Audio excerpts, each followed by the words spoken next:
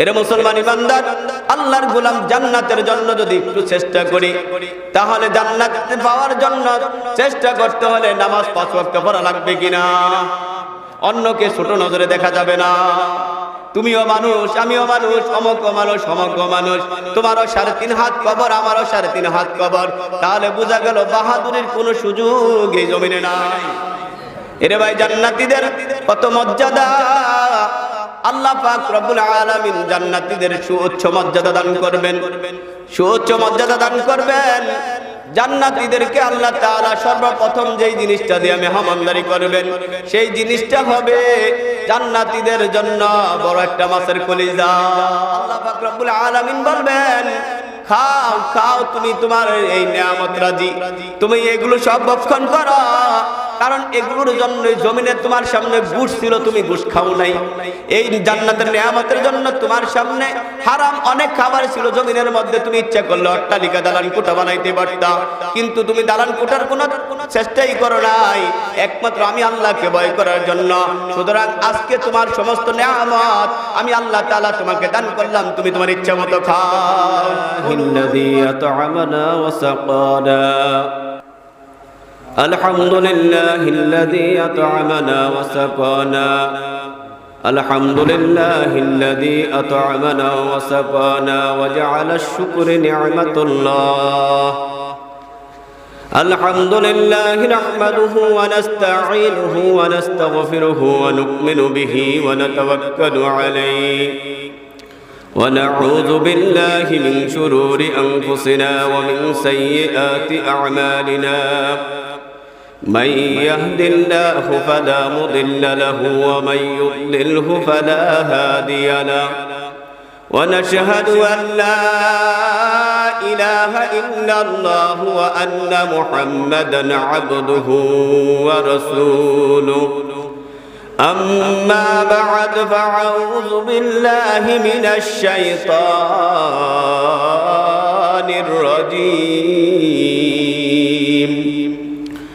بسم الله الرحمن الرحيم. فأما من أوتي كتابه بيمينه فيقول هاؤم اقرءوا كتابيه إني ظننت أني ملاق حسابيه فهو في عيشة راضية في جنات عالية قطوفها دانية كلوا واشربوا هنيئا بما أسلفتم في الأيام الخالية. صدق الله العظيم وصدق رسوله النبي الكريم ونحن على ذلك من الشاهدين والشاكرين والذاكرين. الحمد لله رب العالمين.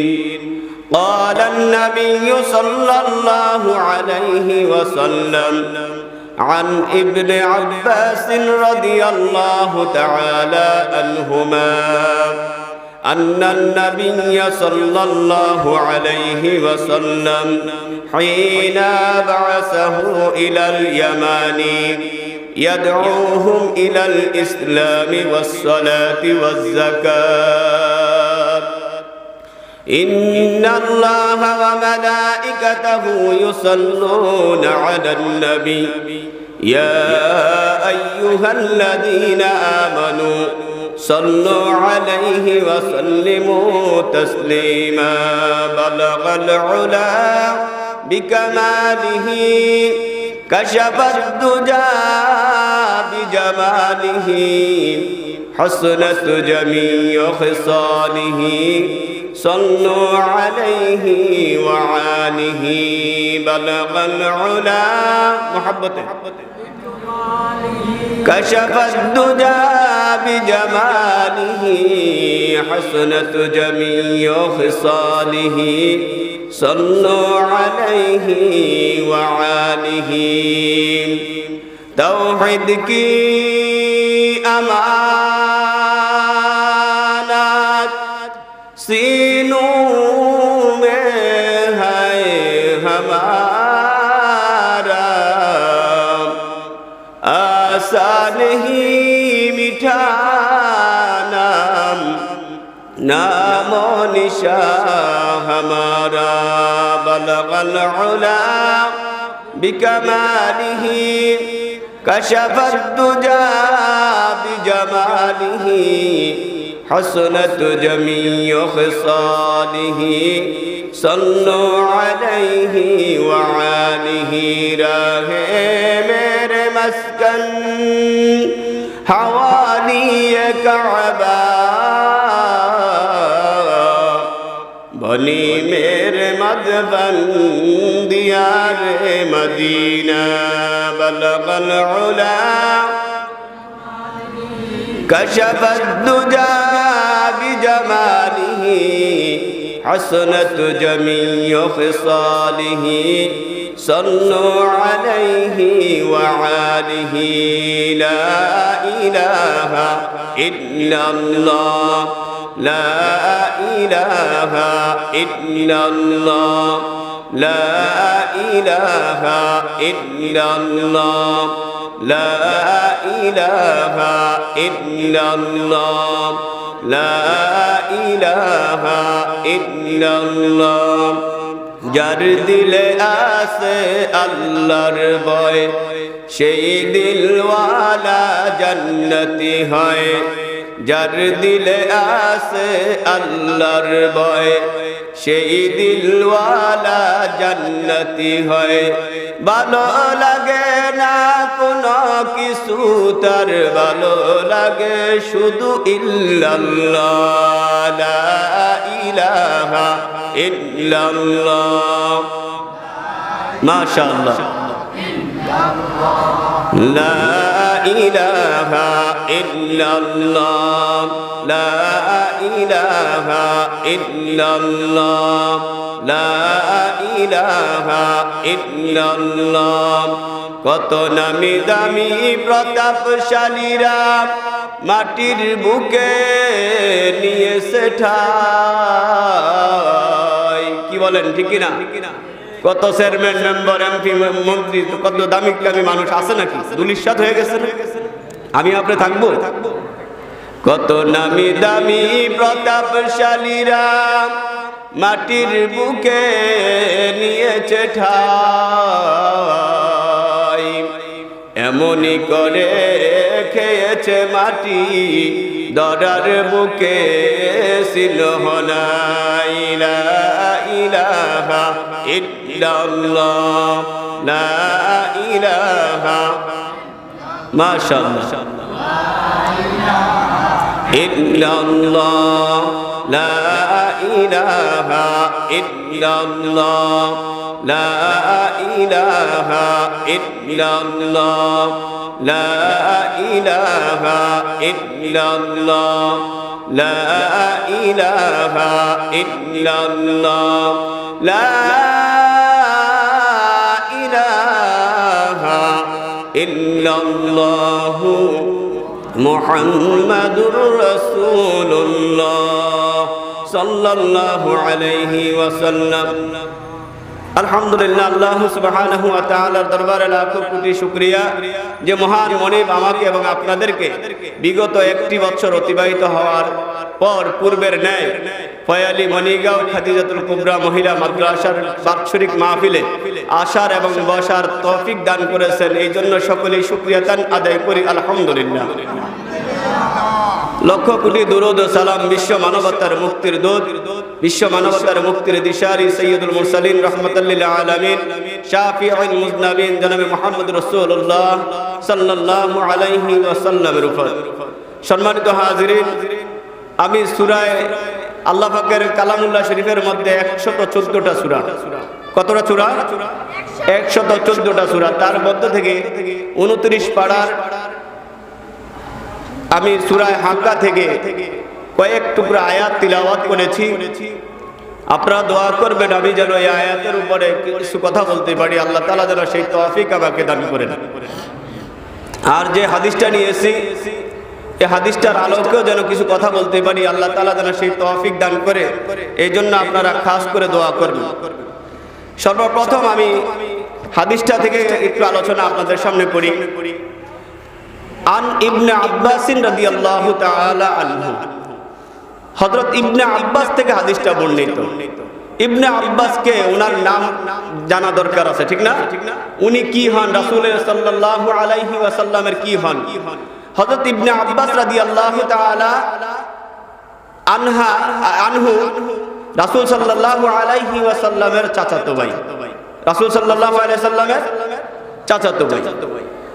যখন হযরত ইবনে আব্বাস রাদিয়াল্লাহু তাআলা আনহু জমিনে আসলেন, আল্লাহর রাসূল মুখের থেকে থুতু নিয়ে হযরত ইবনে আব্বাস রাদিয়াল্লাহু তাআলা আনহুর মুখের মধ্যে দিয়ে দিয়েছেন। সুবহানাল্লাহ, আল্লাহু আকবার বলেন না? এই জন্য হযরত ইবনে আব্বাস রাদিয়াল্লাহু তাআলা আনহু তাফসীর করতে যাইয়া যেই জায়গার মধ্যে যাইতে পারে, আজ পর্যন্ত কোনো মুফাসসির সেই জায়গার মধ্যে যাইতে পারে না। সুবহানাল্লাহ বলেন না? হযরত ইবনে আব্বাস রাদিয়াল্লাহু তাআলা আনহু থেকে হাদিসটা বর্ণিত। নবী করিম সাল্লাল্লাহু আলাইহি ওয়াসাল্লাম ইরশাদ করেন, হাইনা বাসাহু ইলাল ইয়ামানি ইয়াদউহুম ইলাল ইসলামি ওয়াস সালাতি ওয়াজ যাকাত। হযরত ইবনে আব্বাস রাদিয়াল্লাহু তাআলা আনহু বলেন যে হযরত মুআয রাদিয়াল্লাহু তাআলা আনহুকে আল্লাহর রাসূল ইয়ামান দেশে সফরে পাঠাইলেন। কি নিয়ে?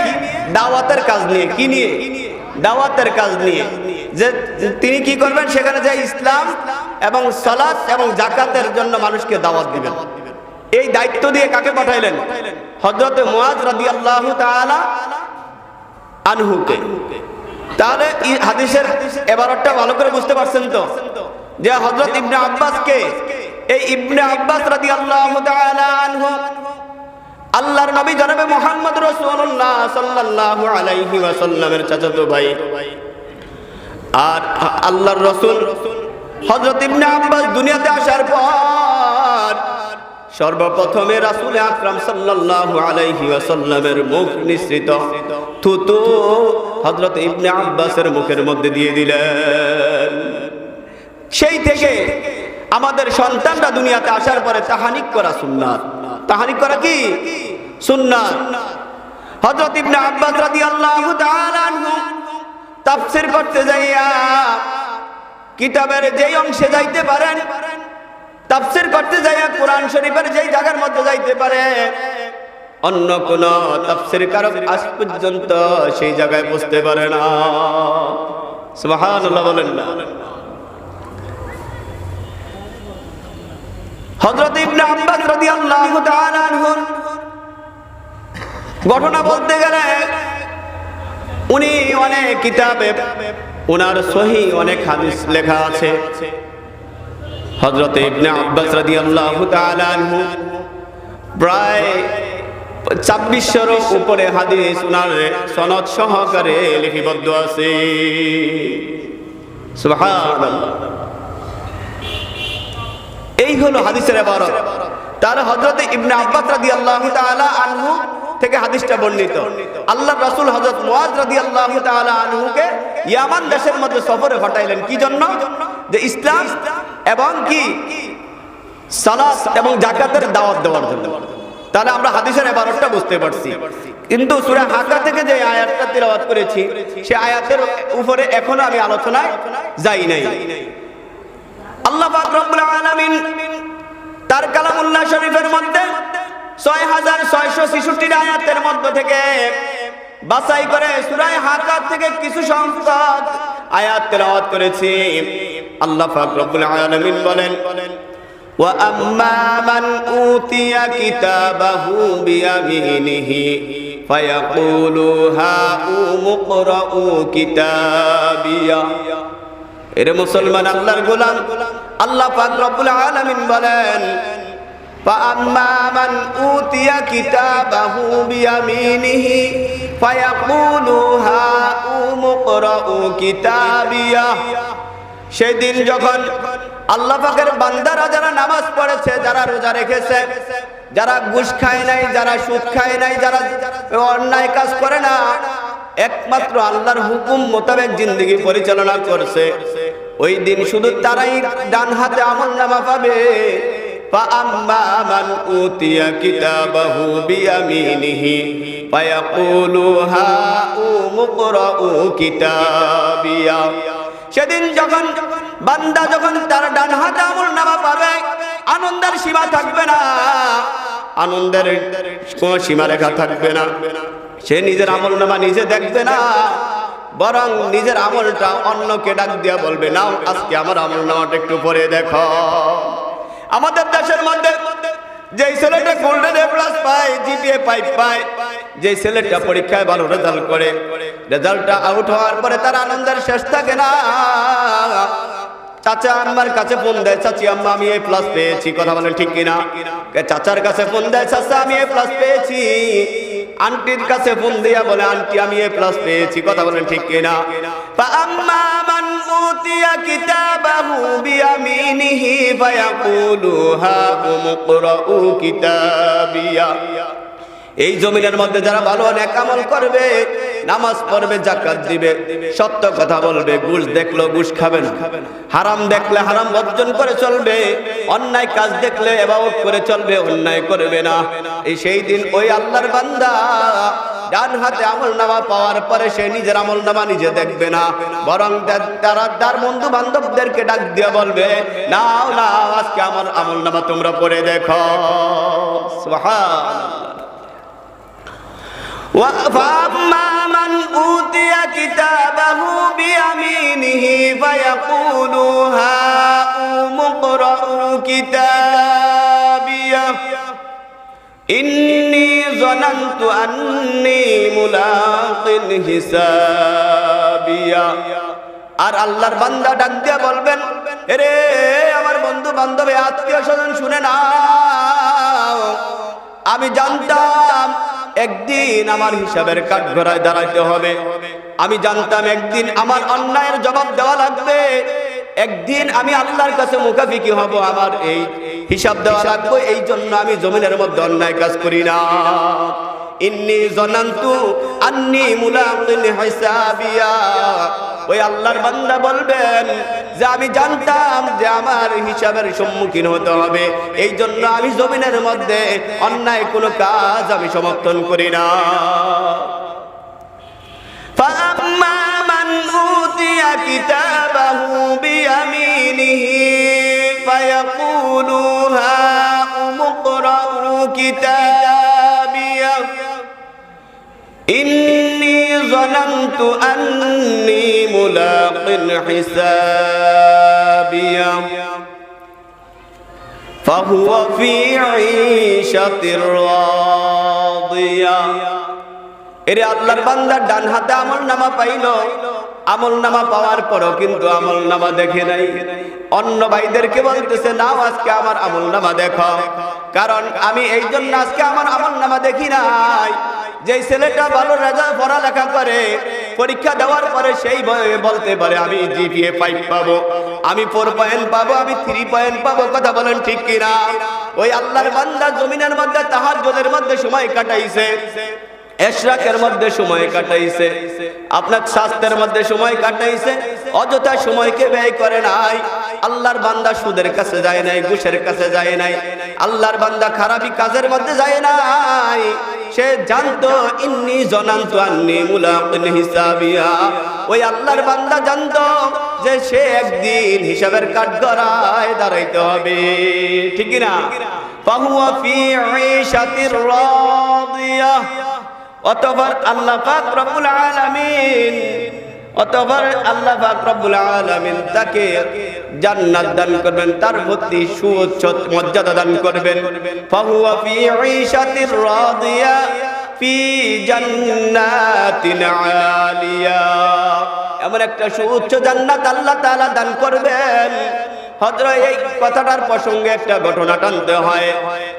হযরতে বাহালুল পাগলা আর বাচ্চা হারুনুর রশিদের একটা গল্প মনে পড়ে গেল। হযরতে বাহালুল পাগলা একদিন নদীর কাছে যাইয়া আঙ্গুল দিয়া নদীর পাড়ে বসে বসে ঘর আঁকতেছে। বিকাল বেলা বাচ্চা হারুন রশিদ এবং তার স্ত্রী জুবাইদা বের হইলেন। বের হওয়ার পরে যাইয়া দেখে নদীর পারে বাহালুল পাগলায় আঙ্গুল দিয়া ঘর আঁকতেছে। এখন বাহালুল পাগলাকে জিজ্ঞাসা করে, রে পাগল, নদীর পারে ঘর আঁকতেছ, তোর ঘরে কি রোজ কোনো বাইশিয়া ঠেকাবে কিনা, বৃষ্টি ঠেকাবে কিনা, তুই কি কি জন্য এই ঘর আঁকতেছ? বলতেছে, আমি এই ঘরটা বিক্রি করব, যে ব্যক্তি এই ঘরটা কিনে নিবে সে জান্নাতের মধ্যে একটা ঘর পাবে। বাচ্চা হারুন রশিদ বলতেছে, আরে পাগলের আবার এটা কেমন কথা, পাগলের কোনো হুঁশ আছে নাকি? কিন্তু জুবাইদা ছিলেন বুদ্ধিমান। জুবাইদা বলতেছে, হে বাহালুল, তুমি ঘর বিক্রি করবা, বলো তোমার ঘরের দাম কত? জুবাইদার প্রশ্নের জবাবে বাহালুল পাগলা বলতেছেন, আমার ঘরের দাম 1 দিরহাম 1 টাকা। সুবহানাল্লাহ। জুবাইদা বেন্টি ব্যাগ থেকে 1 দিরহাম দিয়ে একটা ঘর কিনে নিলেন। আর বাচ্চা হারুন রশিদ ঘর আর কিনলেন না, অ্যাঙ্কার করে তাকে একটু অন্যভাবে করে সে বাড়িতে চলে গেছেন। স্বামী স্ত্রী দুইজন রাত্রে বেলা ঘুমিয়ে যায়। জুবাইদা এবং বাচ্চা হারুন রশিদ স্বামী স্ত্রী যখন ঘুমিয়ে যায়, ঘুমের ঘরে বাচ্চা হারুন রশিদ স্বপ্নে দেখে আল্লাহ পাক রব্বুল আলামিন বাচ্চা হারুন রশিদকে জান্নাত দান করেছে। সে জান্নাতের মধ্যে দৌড়াদৌড়ি করতেছে। বাচ্চা হারুন রশিদ জান্নাতে দৌড়াইতে দৌড়াইতে দৌড়াইতে দৌড়াইতে এক পর্যায়ে সে ক্লান্ত হয়ে গেছে, পানির পিপাসায় পাইল। নজর করে দেখে একটা ঘর দেখা যায়। ওই ঘরের মধ্যে দেখা যায়, ওই ঘরের দেয়ালের মধ্যে লেখা আছে বিবি জুবাইদা। কিন্তু ঘরটা জান্নাতের মধ্যে যে ঘরটা দেখা যায়, এই ঘরটা কার নামে লেখা? বিবি জুবাইদার নামে লেখা। দেখা বাচ্চা হারুন রশিদ সামনে যাইয়া দেখে দারোয়ান দাঁড়িয়ে রয়েছে ঘরের সামনে। বলতেছে, আমাকে একটু জায়গা দাও, আমার প্রচুর পানির পিপাসায় পাইছে, আমি একটু পানি খাবো। কিন্তু কিছুতেই গেটের দারোয়ান তাকে যাইতে দেয় নাই। বলতেছে, এটা তো আমার স্ত্রীর কিনা ঘর, আমাকে সুযোগ দাও, আমি একটু যাই। বলে, না না, এরে বাচ্চা হারুন রশিদ, এই ঘরের মালিক তুমি নয়, এই ঘরের মালিক একমাত্র জুবাইদা।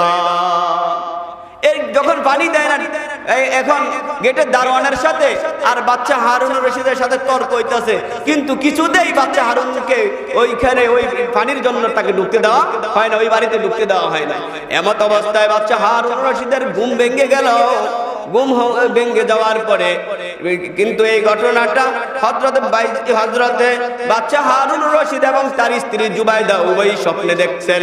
দেখার পরে এখন বাচ্চা হারুন রশিদ তার স্ত্রীকে বলতেছেন, হে আমার স্ত্রী, আমি তো এই স্বপ্নে দেখেছি।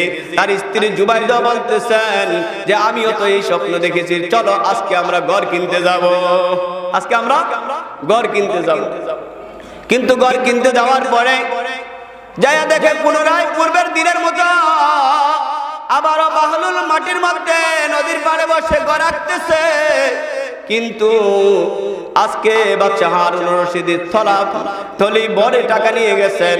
কিন্তু বাহলুল পাগলার কাছে যখন বলছে, পাগলা তোর ঘরের দাম কত?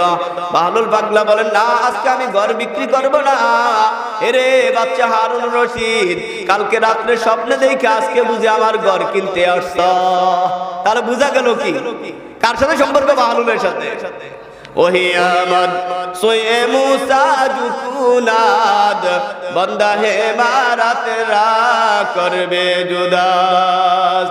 তারা আল্লাহ পাক রব্বুল আলামিন বলেন, ফাআম্মা মান উতিয়া কিতাবাহু বিয়ামিনিহি ফায়াকুলু হা উমুকরাউ কিতাবিয়া ইন্নী যানানতু আন্নী মুলাকিন হিসাবিয়া ফি জান্নাতিন আলিয়া কুতুফুহা দানিয়া।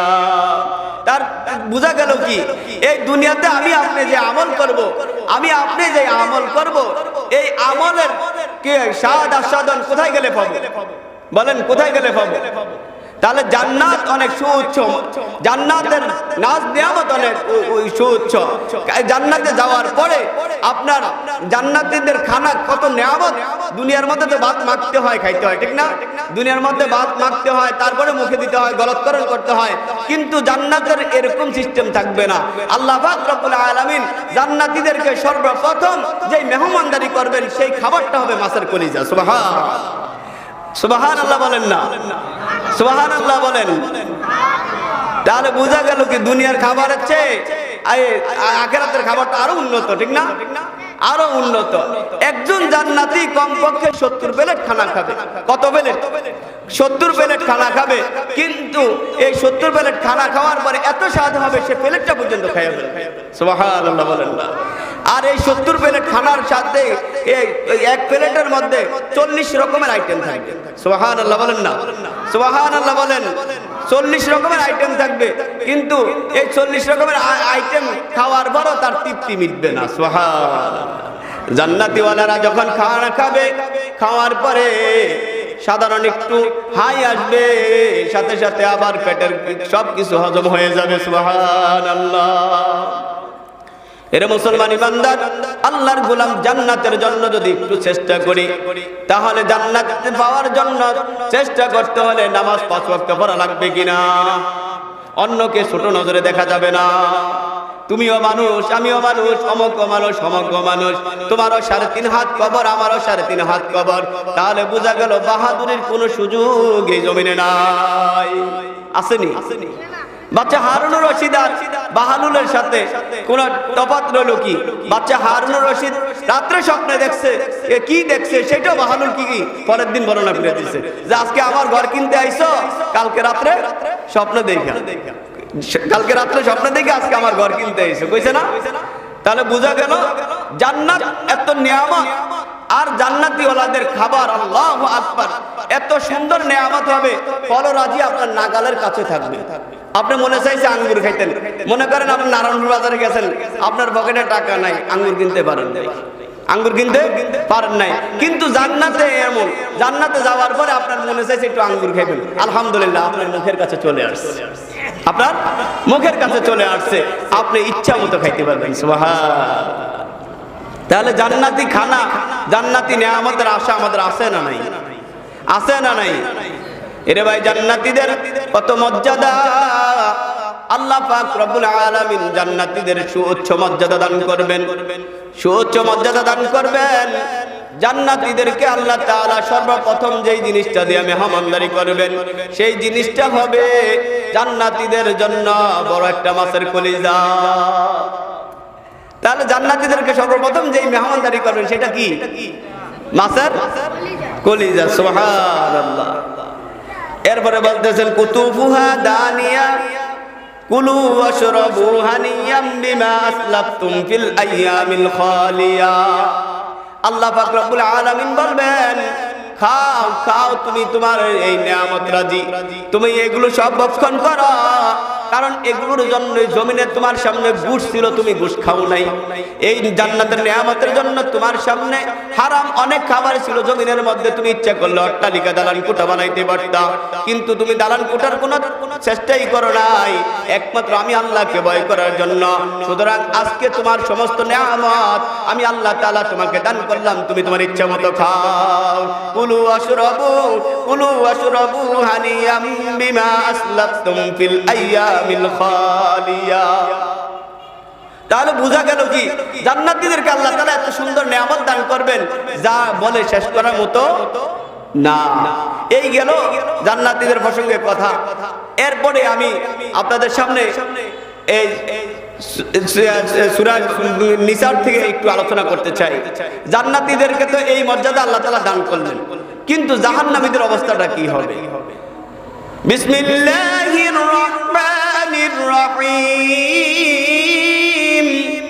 ইন্নাল্লাযীনা কাফারু বিআয়াতিনা সাওফা নুসলিহিম নারা কুল্লামা নাদিজাত জুলুদুহুম বাদদালনা জুলুদাহুম جلودا غيرها ليذوقوا العذاب إن الله كان عزيزا حكيما আল্লাহ পাক রব্বুল আলামিন বলেন ইন্নাল্লাযীনা কাফারু নিশ্চয় যারা আমার আয়াতগুলো ইন্নাল্লাযীনা কাফারু বিআয়াতি সাওফা নুসলিহিম নারা আল্লাহ পাক রব্বুল আলামিন বলেন যারা আমার আয়াতকে অস্বীকার করেছে যারা আমার হুকুমকে অস্বীকার করেছে আমার হুকুমকে অমান্য করেছে সাওফা নুসলিহিম নারা অচিরেই আমি তাদেরকে জাহান্নামের আগুনে ফালাবো কোনায় ফালাইবো জাহান্নামের আগুনে ফালানোর পরে কি হবে বাদদালনা কুল্লামা নাদিজাত জুলুদুহুম যখন তাদেরকে জাহান্নামের ফালানো হবে জাহান্নামের আগুনে তাদের চামড়া গোশতগুলো